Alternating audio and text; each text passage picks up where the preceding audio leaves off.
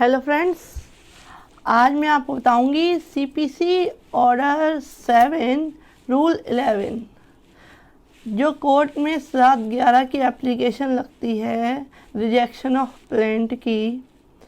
तो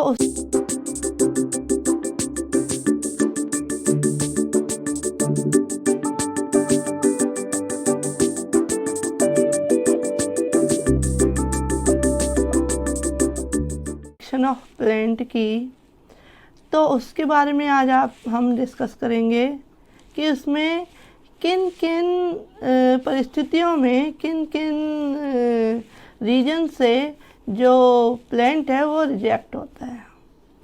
तो first of all जो प्लेंट है 7/11 की जो एप्लीकेशन लगती है ऑर्डर 7 रूल 11 उसमें बताया गया है कि जो फर्स्ट जो वो है सब रूल उसमें बताया गया है कि वो है कॉज ऑफ एक्शन नहीं अराइज हो रहा है।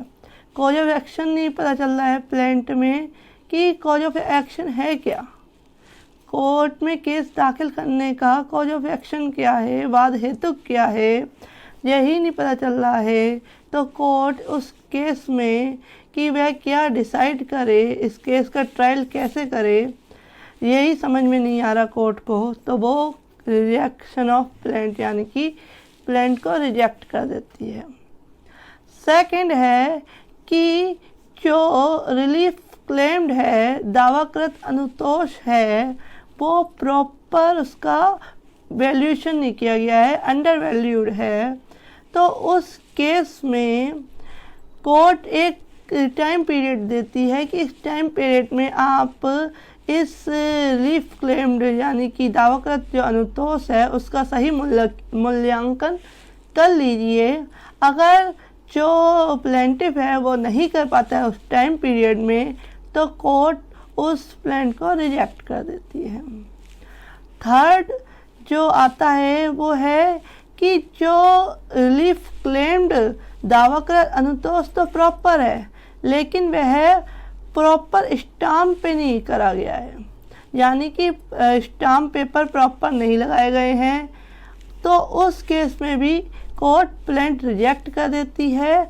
अगर जो टाइम पीरियड दिया है उस स्टाम्प पेपर को प्रॉपर तरीके से लगाने का अगर उसमें प्लेंटिफ नहीं कर पाता, प्रॉपर स्टाम्प पेपर कोर्ट में नहीं दाखिल कर पाता, तो उस केस में भी जो कोर्ट है वो प्लेंट रिजेक्ट कर देती है।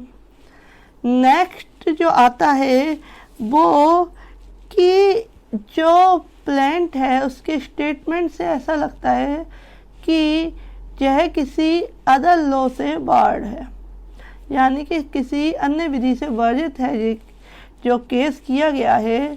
तो उस केस में भी कोर्ट जो बात पत्र है उसको रिजेक्ट कर देती है।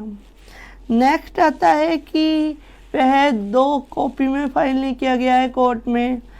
जब भी कोर्ट में कोई केस दाखिल किया जाता है तो प्लेंट की 2 कॉपीज कोर्ट को दी जाती है। तो अगर वो नहीं किया गया है तो उस केस में भी कोर्ट जो प्लेंट है वो रिजेक्ट कर देती है। वैसे ऐसा कम ही होता है, सबको पता होता है कि 2 कॉपी कोर्ट में पेश करनी है।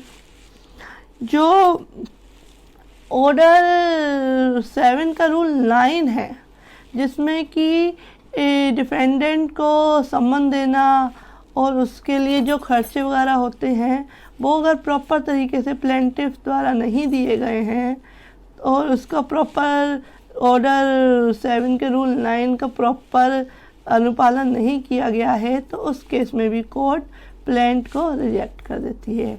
तो ये सारे रीजंस हैं जिस मारे जो 7/11 की एप्लीकेशन कोर्ट में लगा के कोर्ट का ये कहा जाता है कि ये प्लेंट है ये प्रॉपर तरीके से नहीं है। ये जो पर्टिकुलर्स मैंने आपको बताए इसके थ्रू कोर्ट प्लेंट को रिजेक्ट कर देती है। लेकिन जब अगर कोर्ट को कोई वैलिड रीज़न लगता है कि जो व्यक्ति है ये टाइम पीरियड देने के बाद भी प्रॉपर वैल्यूएशन नहीं कर पाया या स्टाम्प नहीं लगा पाया, वैलिड रीजन है, तो कोर्ट उस टाइम पीरियड को थोड़ा और बढ़ा सकते सकती है। फ्रेंड्स, क्लियर है रूल ऑर्डर 7 का रूल 11 7/11 की एप्लीकेशन।